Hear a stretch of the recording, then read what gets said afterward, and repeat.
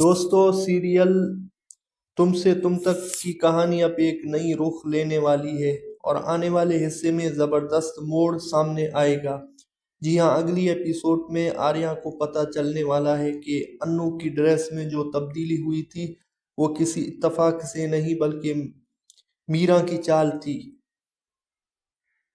اسی نے وہ آٹو والے غنڈے بھی اسی کے پیچھے لگوائے تھے، اور جب انو گھر کے باہر بے ہوش ہوئی تھی تو اسی نے سارا کھیل رچایا تھا۔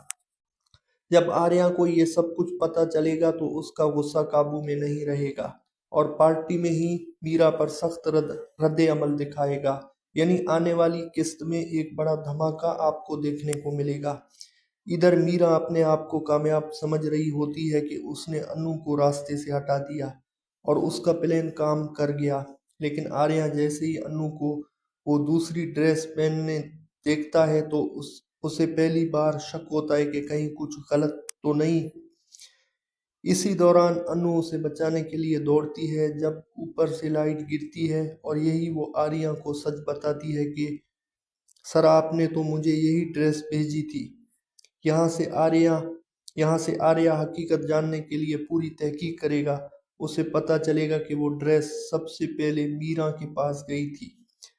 پھر جب وہ گھر کے سی سی ٹی وی دیکھے گا تو اسے واضح نظر آئے گا کہ میرا نے انو کو جان بوجھ کر واپس بھیجا تھا اور فون پر جھوٹ بھی بولا تھا۔ یہ سب دیکھ کر آریہ کہے گا میں تمہیں پہلے ہی ایک موقع دے چکا ہوں، لیکن اب مزید برداشت نہیں کر سکتا۔